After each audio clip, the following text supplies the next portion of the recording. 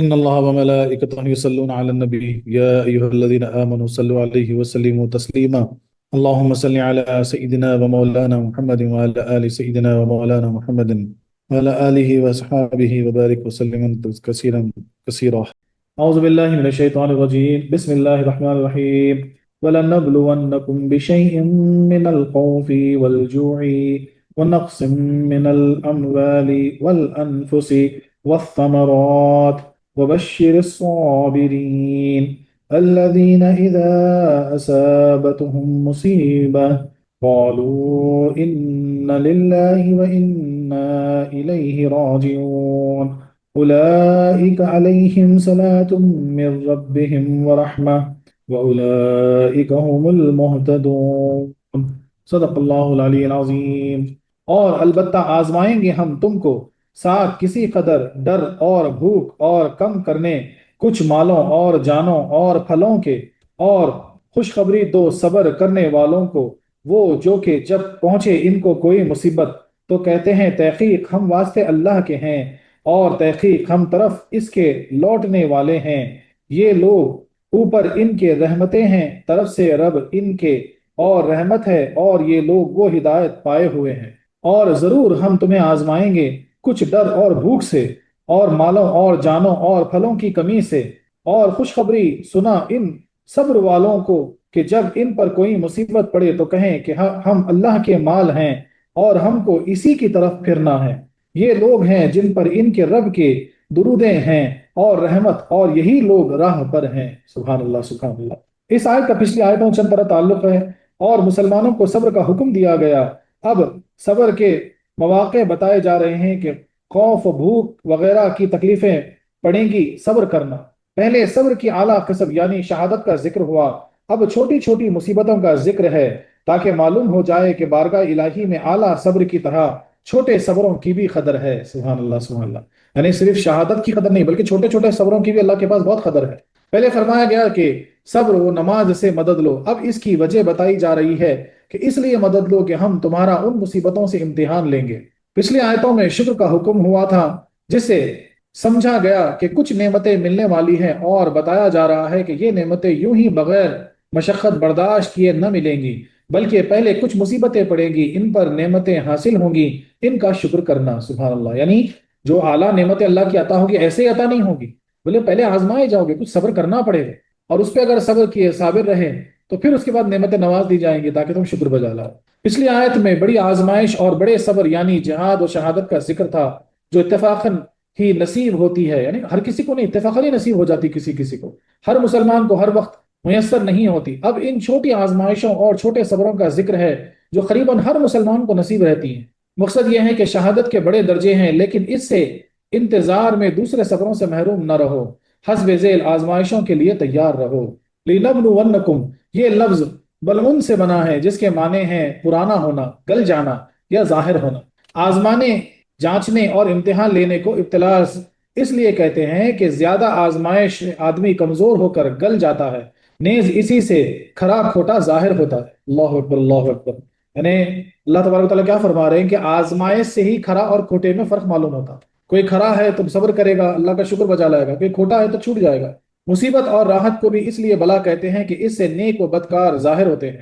قرآن فرماتا ہے لِيَبْلُوَنَّكُمْ بِالشَّرِّ وَالْخَيْرِ، لہٰذا اس کے معنی یہ ہے کہ تمہارا امتحان لیں گے یا تم میں سے کھرے کھوٹے کو ظاہر کریں گے.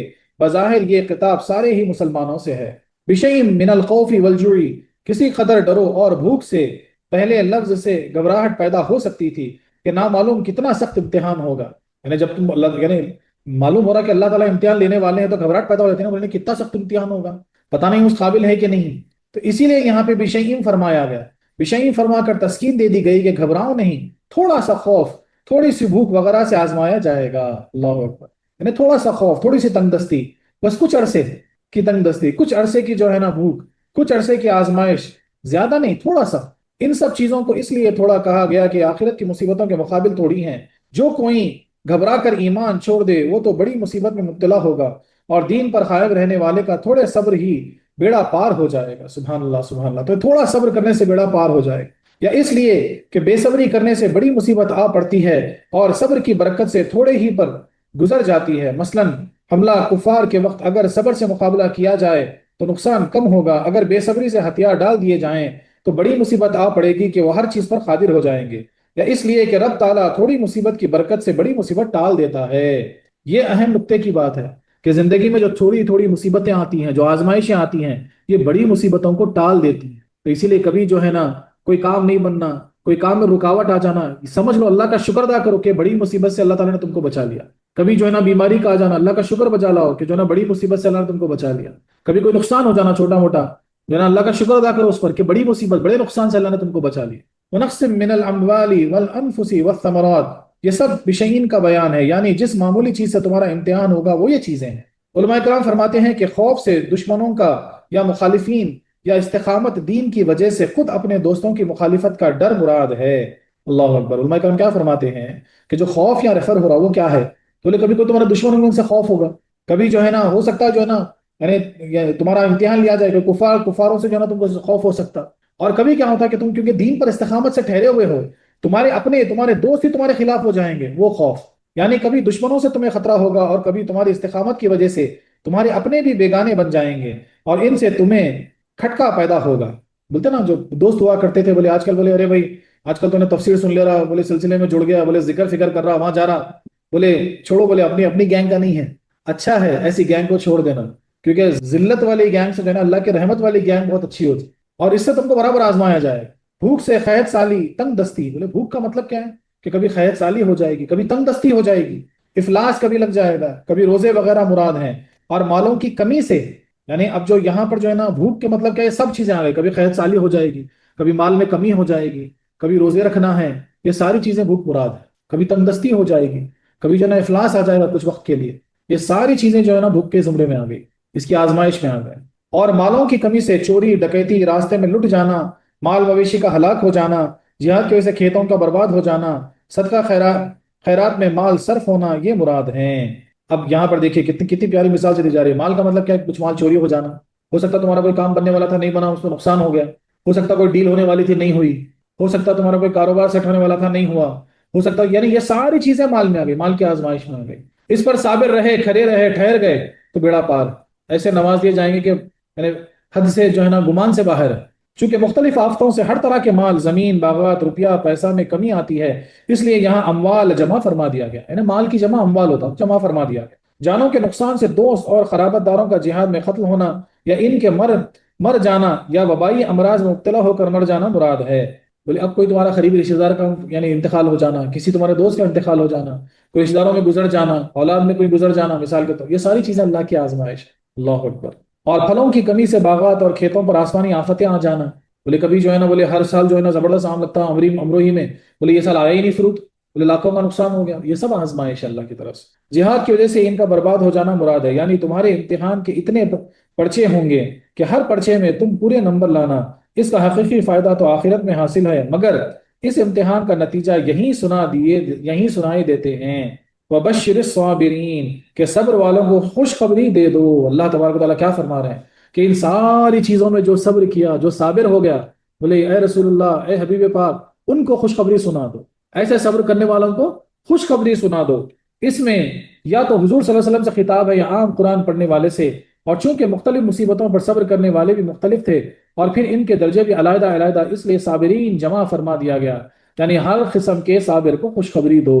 مگر خیال رہے کہ صبر صرف یہی نہیں کہ مصیبت پر شکایت نہ کی جائے، صبر کا مطلب یہ نہیں کہ مصیبت پر شکایت نہ کی جائے، بلکہ الذین اذا اصابتهم مصیبت، خیال رہے کہ مصیبت اصحاب کا یصیبو اسے بنا ہے، جس کے معنی ہے پہچاننا یا خطا نہ کرنا، چونکہ بلا بھی صحیح طور پر اس پر آتی ہے جس پر حکم الہی ہو، اس لیے اسے مصیبت کہتے ہیں۔ اصابتہم کہہ کر یہ بتایا کہ کوئی بلا اپنی تدبیر سے نہیں ٹل سکتی، وہ پہنچ کر رہتی ہے۔ ہاں تو جب انہیں مصیبت پہنچے تو قالو، اور بجائے بے قراری اور ناشکری کے یہ کہتے ہیں کہ ہم خود اپنے جان و مال کے مالک نہیں، بلکہ ان اللہ کی ملک ہیں اور اسی کے قبضے میں ہیں، ہر چیز اسی کی ہے، اگر مالک اپنی چیز لے لے تو بندے کو کیا شکایت، نیز اس کے مصیبت بھیجنا ہمارے حق میں عین مصلحت اور حکمت ہے، جیسے مہربان طبیب بد مزے کی دوائیاں کھلا کر بیماری دور کرتا ہے، یا اولن کڑوی دوائیں پلاتا ہے جس سے شفا حاصل ہوتی ہے، ایسے ہی ہمارا رب اس کا اچھا بدلہ عطا فرمائے گا۔ اگر یہاں بدلہ نہ بھی ملے تو کیا ہے، وَإِنَّ لِلَّهِ راجعون، ہم تو اسی کی طرف رجوع کریں گے، وہ جس میں راضی ہم بھی اس میں راضی، اس کی رضا بہترین جزا ہے۔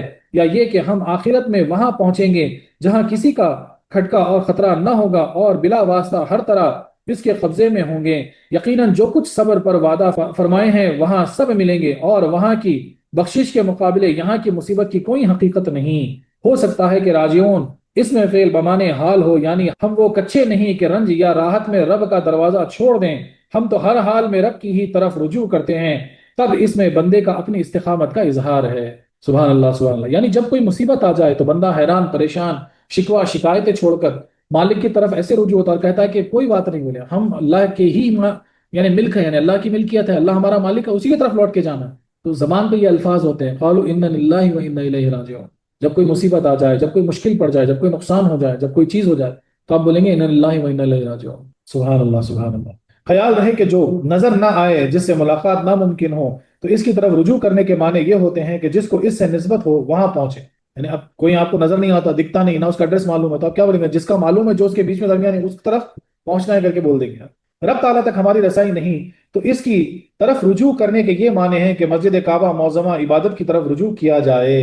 جب مصیبت پڑے، جب کوئی مشکل آ جائے تو صبر کریں، تو زیادہ اپنے آپ کو عبادت کی طرف رجوع کر لو، زیادہ جو ہے نا عبادت کی طرف آ جاؤ۔ جیسے رعایا کا کچہری میں حاضر ہونا، جج کے سامنے پہنچ جانا، سلطان کی طرف رجوع ہے۔ یعنی اب بھائی آپ کورٹ جا کے جج کے سامنے گئے تو اس کا مطلب گورنمنٹ کے سامنے گیا۔ اسی مثال ابراہیم علیہ السلام نے ہجرت کے وقت فرمایا انی ذاہب الی ربہم سیہدین، میں اپنے رب کے پاس جا رہا ہوں، وہ مجھے ہدایت دے گا۔ حالانکہ آپ شام کی طرف جا رہے تھے۔ ابراہیم علیہ السلام جب آپ بابل سے نکل کے جو ہے نا شام کی طرف جا رہے تھے تو آپ بولے میں رب کی طرف جا رہا ہوں، حالانکہ جا رہے تھے شام کی طرف، وہ مجھے ہدایت دے۔ لہٰذا انبیاء و اولیاء کے آستانوں پر حاضری رب کی طرف رجوع ہے۔ اس سے کیا پتا چلا کہ انبیاء اولیاء کے آستانوں کی جو حاضری ہے وہ دراصل رب کی طرف رجوع کرنا ہے۔ اور بتوں شیاطین جو وعد اللہ ہیں، ان کے پاس پناہ لینا رب کی بغاوت ہے۔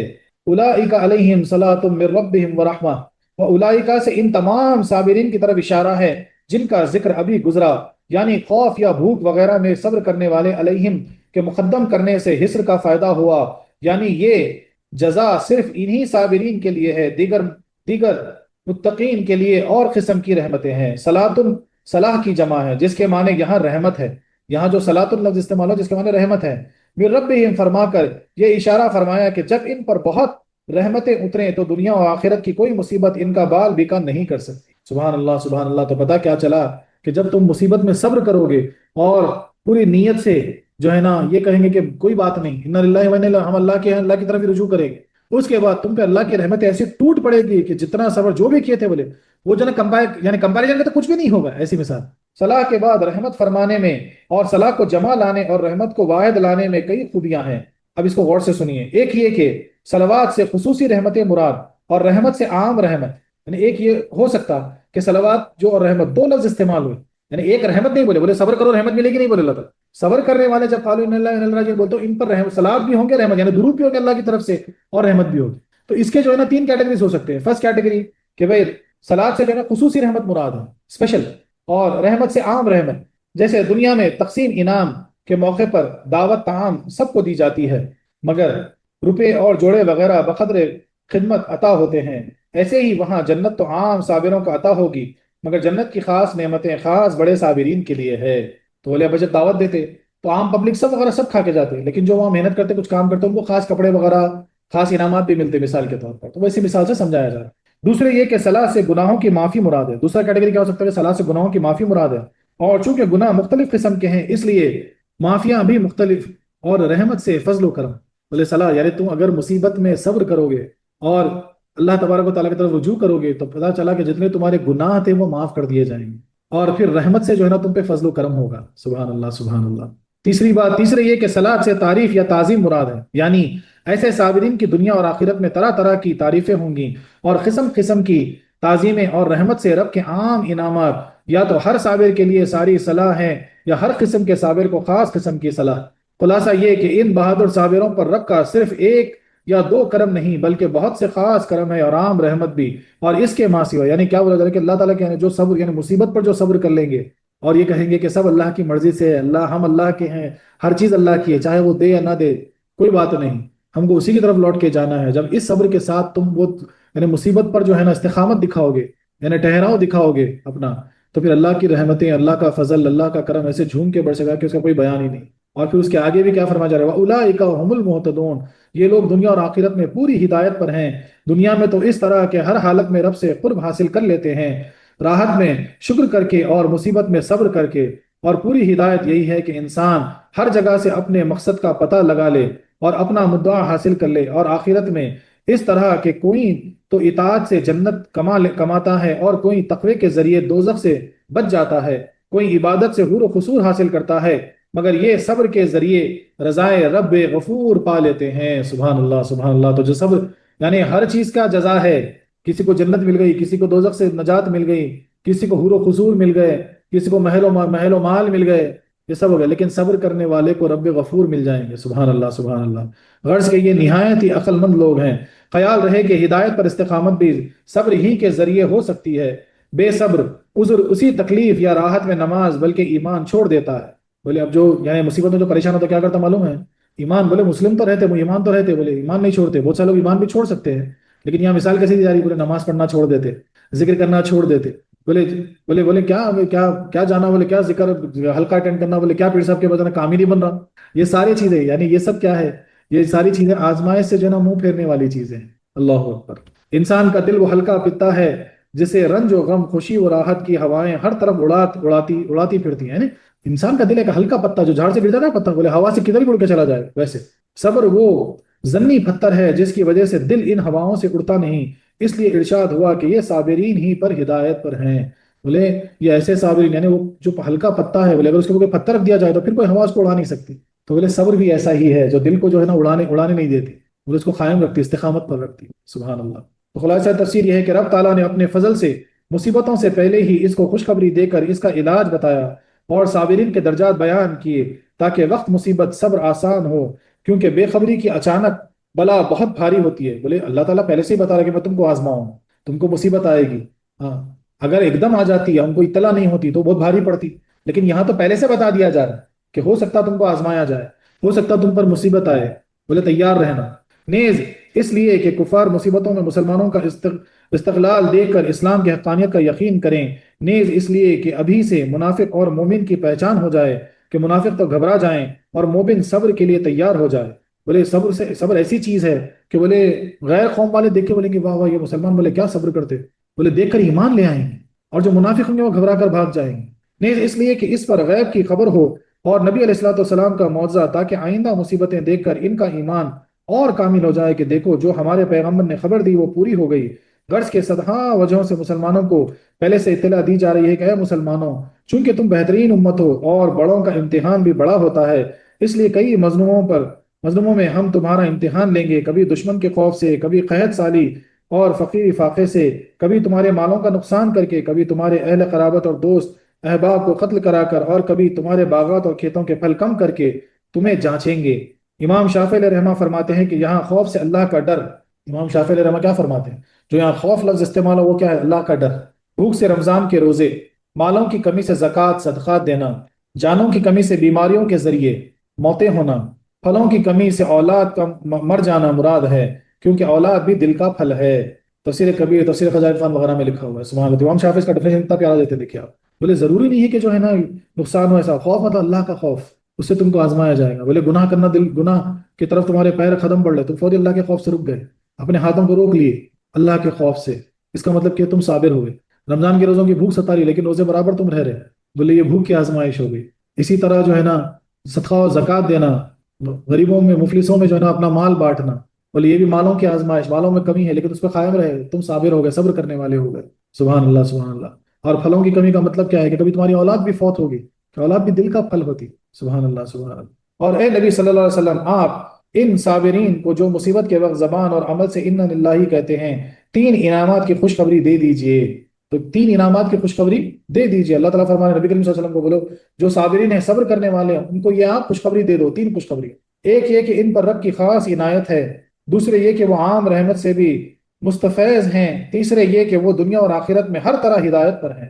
سبحان اللہ۔ 3 خوشخبریاں اللہ تعالیٰ نے نبی کریم صلی اللہ علیہ وسلم سے ارشاد فرمایا کہ آپ ان کو دے دو جو صبر کرنے والے ہوں ایک یہ کہ ان پر رب کی خاص عنایت ہے، اب بس صبر کیے اس کے بعد اللہ کی عنایت ہی عنایت ہے، عطا ہی عطا ہے۔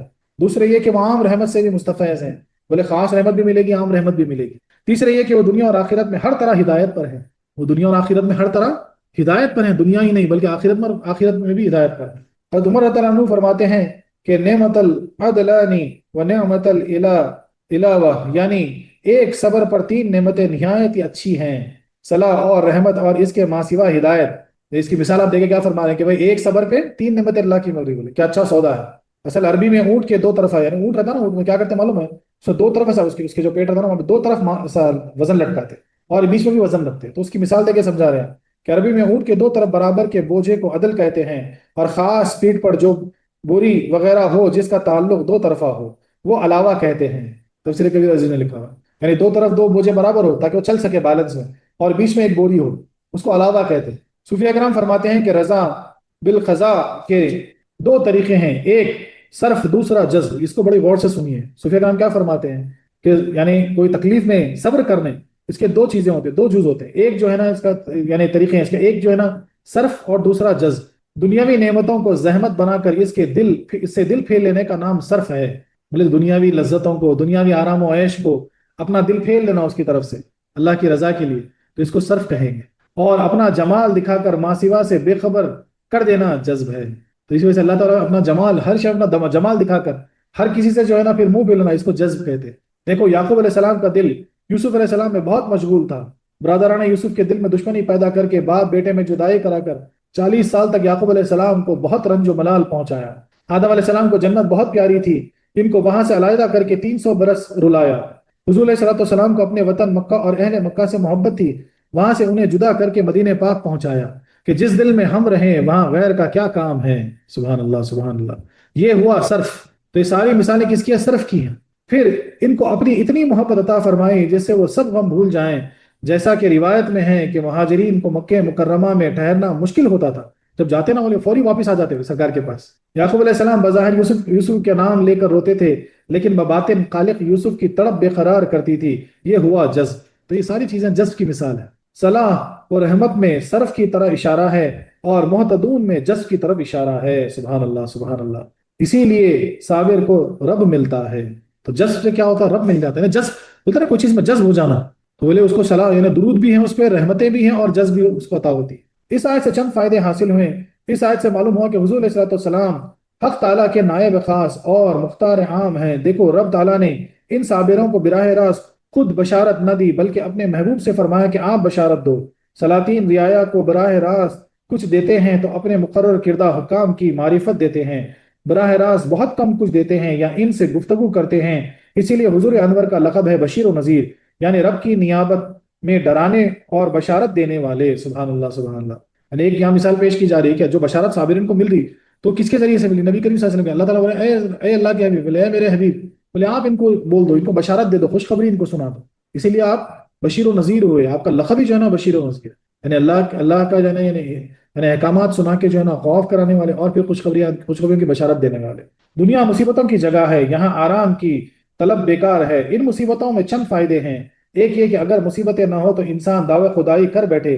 دیکھو فرعون نے راحت پا کر دعوی خدائی کیا، یعنی فرعون بھی تھا نا، کبھی اس کو سر میں درد تک نہیں ہوتا تھا، تو دعوی خدائی کر دیا، لیکن جب دریا میں پہنچا تو جو ہے نا یہ یعنی چلا کے کہنے لگا کہ جو ہے نا میں یعنی موسیٰ کے خدا پر جو ہے نا ایمان لاتا ہوں۔ دوسرا یہ کہ اس میں کھرے کھوٹے کی پہچان ہے کہ کون نفس کا پجاری ہے اور کون رب کا، ہر حال میں راضی برضا رہنے والا کھرا، اور دنیاوی انقلابات سے پھسلنے والا کھوٹا۔ بولے کچھ دنیا میں انقلاب یعنی کچھ چینجز کچھ آ گئے تو جو ہے نا ہم جو ہے نا پھر جاتے، بولے کئی کی نماز، بولے میرا تو کچھ ہوتا ہی نہیں، بولے میرا کام ہی نہیں بنتا، بولے میرے گھر میں سے افلاس ہٹتا ہی نہیں، بولے میں کیا نماز پڑھوں، کیا عبادت کروں، بولے میں تو پہلے بھوکا ہوں۔ یہ ساری ہم وجوہات بنا لیتے، تو یہ کھوٹا ہے، کھوٹا سکہ ہے۔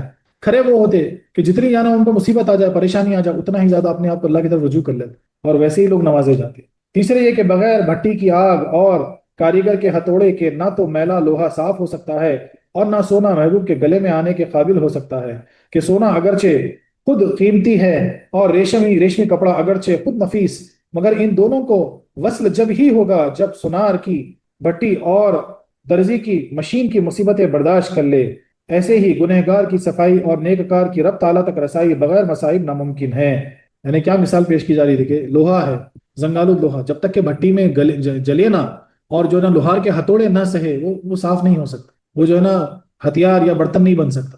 اسی طرح سونا تو بہت قیمتی ہے، لیکن جب تک آگ نہ جلے نا، اس کے اندر کا کچرا نہ جل جائے اور پھر جو ہے نا ہتھوڑی وغیرہ سے اس کو بھی تراش کے جو ہے نا زیور نہ بنا دیا جائے، وہ محبوب کے گلے میں نہیں آ سکتا، محبوب کے پاس پہنچ نہیں سکتا۔ تو اسی طرح انسان کو جو یعنی جو مشقتیں آتی، جو مشکلیں آتی ہیں، یہ اس کے گناہوں کو پاک کر دیتی ہیں، اس کو جو ہے نا گناہوں سے پاک کر دیتی ہے، تاکہ پھر وہ جو ہے نا رب العالمین تک پہنچ سکے، اور اس کے بغیر ناممکن ہے۔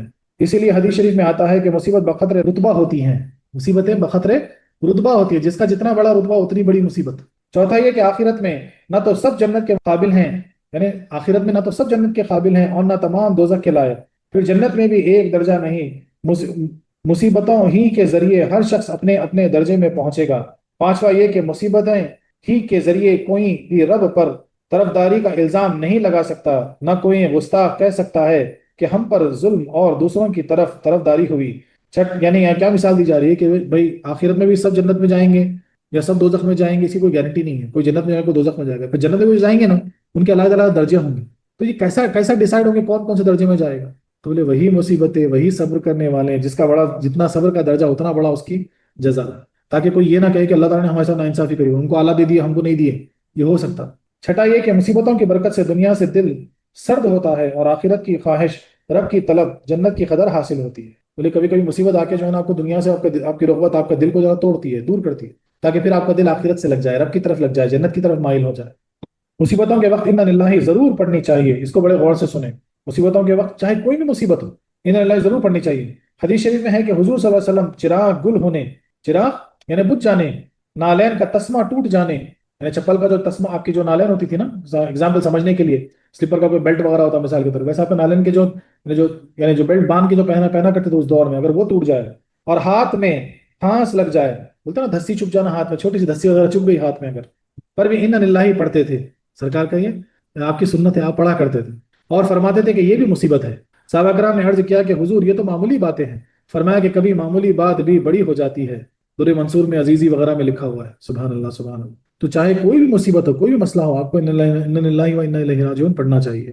انا للہ پڑھنے میں عقلی اور نقلی بہت فائدے ہیں، یا کچھ پوائنٹس اس کے آپ نوٹ کیجئے۔ ایک، طبرانی اور بیہقی میں ہے کہ انا للہ مطلب پورا انا للہ و انا الیہ راجعون ہماری ہی امت کو ملا ہے، اس سے پہلے پیغمبروں کو بھی عطا نہ ہوا تھا۔ سبحان اللہ سبحان اللہ۔ یعنی یہ جو آیت ہے انا للہ و انا الیہ راجعون، یہ ہم سے پہلے کسی کو نہیں دی گئی، یہ خاص امت محمدیہ کو ملی ہے۔ سبحان اللہ سبحان اللہ۔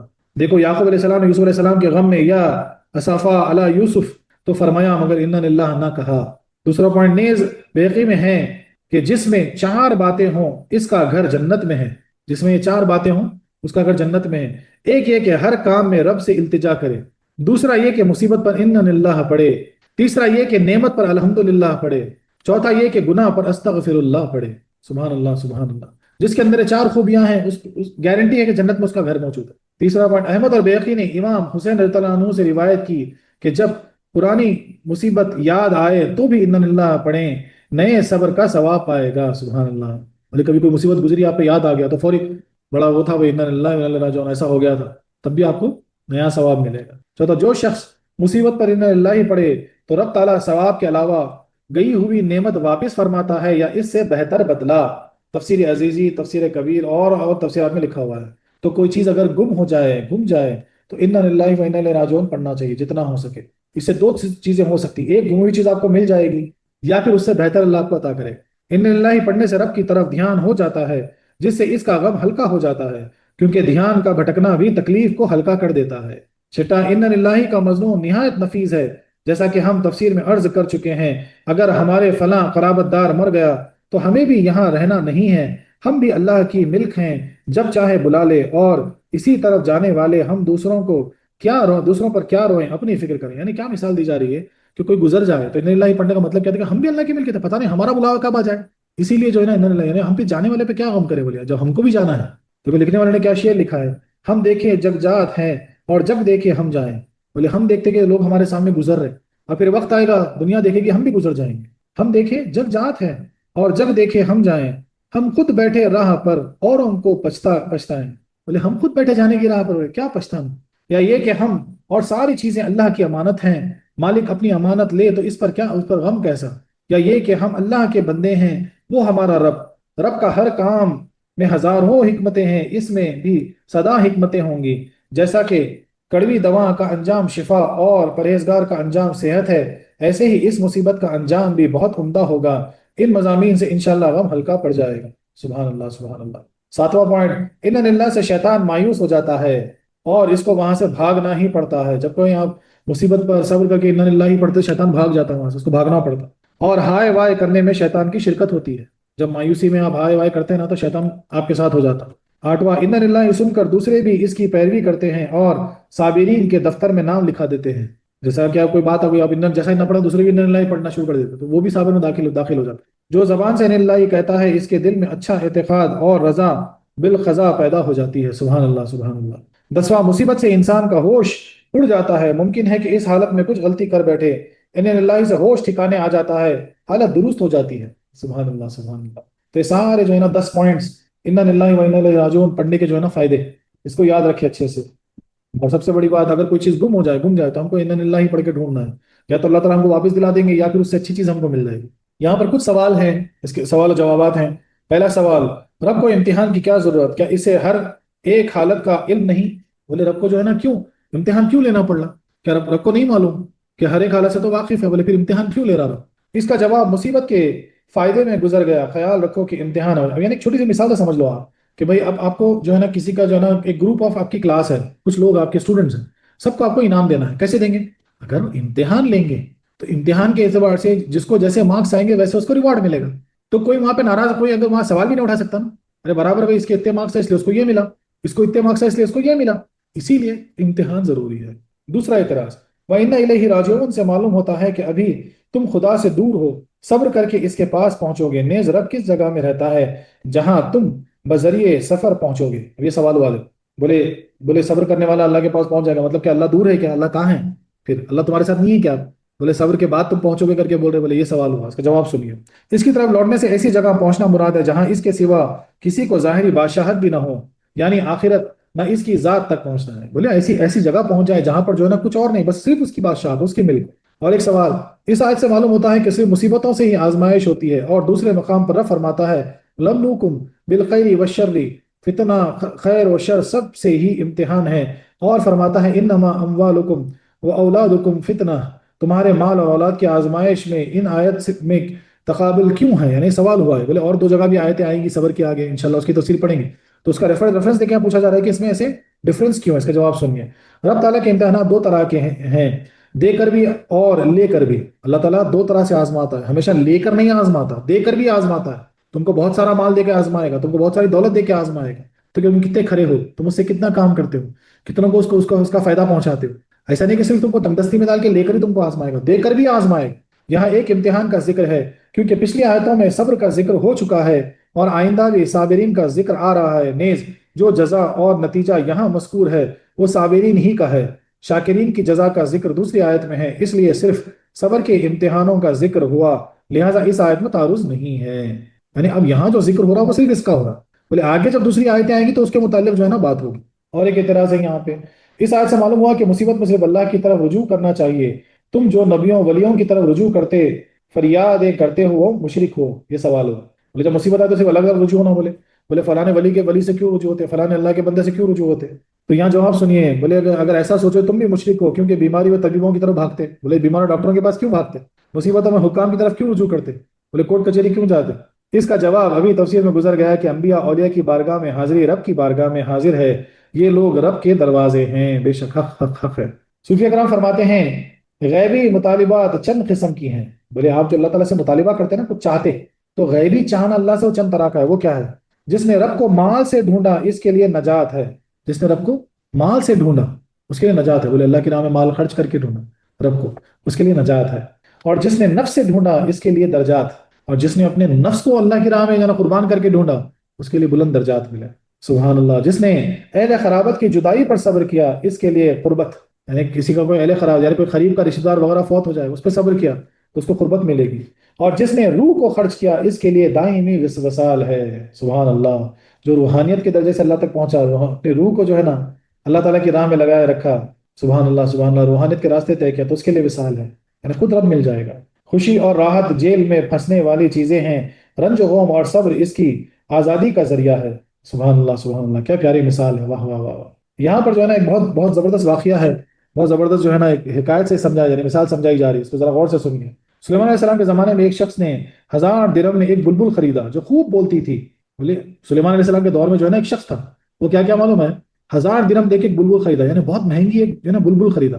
کیوں خریدا؟ کیونکہ بہت پیارا بولتی تھی، وہ بات کرتی تھی۔ پھر ایک دن اس کے پنجرے کے پر طوطا کچھ بول کر اڑ گیا اور بلبل نے بولنا چھوڑ دیا۔ پھر ایک دن کیا ہوا معلوم ہے، اب یہ مالک جو اس 1000 درہم میں خرید کے لایا نا بلبل، تو اس کی بولی اس کو بہت پسند آتی تھی، وہ بولتے رہتی تھی اور یہ نا مزے لے اٹھتا تھا۔ ایک دن ایک طوطا آیا، اس کے پنجرے کے پاس بیٹھا، بلبل کو کچھ بولا اور اڑ گیا، اور اس کے بعد سے کیا معلوم ہے، بلبل بولنا بند کر دی۔ اس شخص نے حضرت کی خدمت میں حاضر ہو گیا، وہ پریشان ہو گیا، بولا یہ کیا بات ہے؟ تو وہ کیا معلوم ہے، بلبل کو لے کے جو ہے سلیمان علیہ السلام کی بارگاہ میں گیا، جا کے بولا کہ حضرت بولے ایسا ہو گیا، میں اتنی مہنگی بلبل خرید کے لایا تھا، یہ ہمیشہ بولا کرتی تھی، اب اس نے بولنا بند کر دیا۔ بولے تو سلیمان علیہ السلام بولے پھر بلاؤ بلبل کو، کیونکہ آپ کو اللہ تعالیٰ نے یعنی قدرت عطا کی تھی، آپ سارے جانوروں سے بات کرتے تھے۔ واقعہ ہے نا مشہور قرآن پاک میں خود واقعہ کہ آپ چھوٹی سے ہی بات کرتے تھے۔ تو بلا کہ جو ہے نا بلبل سے سبب پوچھے کہ بھئی کیوں جو ہے نا تو خاموش ہے، اس سے خاموشی کا سبب پوچھا۔ وہ بولی کہ میں اپنے وطن اور اولاد کو یاد کر کے روتی تھی اور لوگ اسے گیت سمجھتے تھے۔ اللہ اکبر اللہ اکبر۔ بولے اصل پنجرے میں کیا کرتی تھی؟ بولے میں اپنے وطن کو یاد کر کے، اپنے بچوں کو یاد کر کے روتی تھی اور لوگ اس کو گیت سمجھنے لگے۔ مجھے طوطے نے سمجھایا کہ تیری بے صبری ہی اس خیر کا باعث ہے، اگر تو صبر کرے اور خاموش ہو جائے تو چھوٹ جائے گی۔ تو طوطا اصل میں آ کے کیا بولا معلوم ہے؟ بولے تو کیوں بے صبری سے رو رہی اتنا اپنے وطن اپنے بچوں کے لیے؟ بولے یہ بے صبری ہی تجھے قید کر کے رکھی ہوئی ہے، بولے اس پہ صبر کر، خاموش ہو جا تو چھوٹ جائے گی، لہٰذا میں نہ بولوں گی۔ اس لیے بلبل کیا بولی، آپ سلیمان صاحب سے فرمایا کہ اب میں نہیں بولوں گی۔ آپ نے مالک سے کہا تو اس کے بولنے سے نا امید ہو جا۔ بولے آپ اس کو بول دے گا اب یہ نہیں بولے گی، بولے ابھی امید ہو جا۔ وہ بولا پھر مجھے اس کے پالنے کی کیا ضرورت ہے، میں تو اس کی آواز کا عاشق تھا اور میں اسے آزاد کر دیتا ہوں، اور اس نے اس کو آزاد کر دیا۔ بولا جب وہ بولے گی نہیں، میں اس کی آواز کا عاشق تھا، بولے گی تو کیا فائدہ، بولے آزاد کر دوں۔ وہ یہ کہتی ہوئی اڑ گئی کہ پاک ہے وہ جس نے مجھے انڈے میں بنایا اور ہوا میں اڑایا اور پنجرے میں صبر دے کر وہاں سے چھڑایا۔ یہ بولتی ہوئی وہ اڑ گئی۔ یہی ہمارا حال ہے، جب تک کہ بے صبری ہے تب تک ہی قید اور دنیا کی 1000 مصیبتوں کا پیش خیمہ، یہاں کی نامرادی وہاں کی کامیابی ہے۔ واہ واہ واہ، یعنی جب تک تم جو ہے نا وہ آہ وقام میں ہو، جب تک صبر پر راضی نہ ہو، جب تک مصیبت پر راضی نہ ہو، صبر میں نہ ہو، بولے جب تک جو ہے نا وہ مصیبت کی جو ہے نا وہ پریشانی چلتی رہے گی۔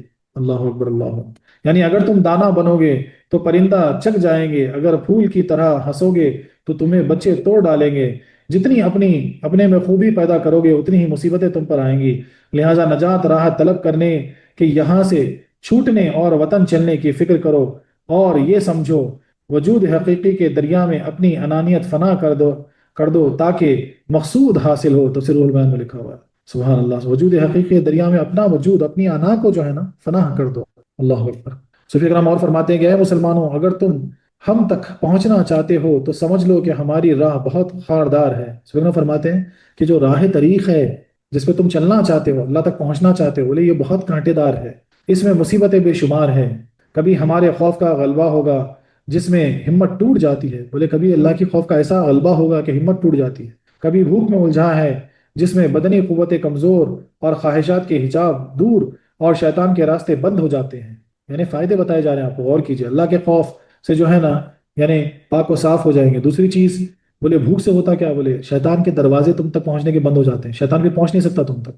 کبھی شہوانی مادے کم کیے جاتے ہیں جو نفس کا مال ہے، واہ واہ واہ۔ کبھی خود نفس برباد کیا جاتا ہے جو دل پر غالب ہے، اور اس کے وہ دوست اور اہل قرابت ہلاک کیے جاتے ہیں جو اسے یہاں آنے سے روکتے ہیں۔ کبھی اسے دنیاوی لذت سے محروم کیا جاتا ہے اور اس کے باغ کو ریاضتوں کی آگ سے جلایا جاتا ہے۔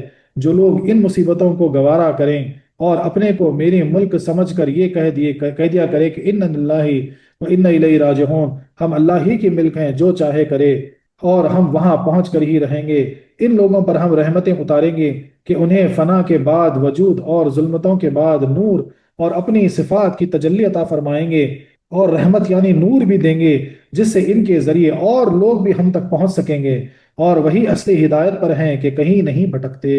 سبحان اللہ سبحان اللہ، کیا پیاری انہیں تفسیر بتا دی گئی۔ یعنی یہ مصیبتوں پر جو ہے نا جو صبر کر کے یہ کہتے ہیں کہ ہم اللہ ہی کی ملک ہے، اللہ کی طرف ہی لوٹ کے جانا ہے، تو ان پر نور کی بارشیں ہوتی ہیں، انوار کی بارشیں ہوتی ہیں، راحت ان کو عطا ہوتی ہے، رحمتوں کی بارش ان پر ہو جاتی ہے۔ سبحان اللہ سبحان اللہ۔ وآخر دعوانا أن الحمد لله رب العالمين.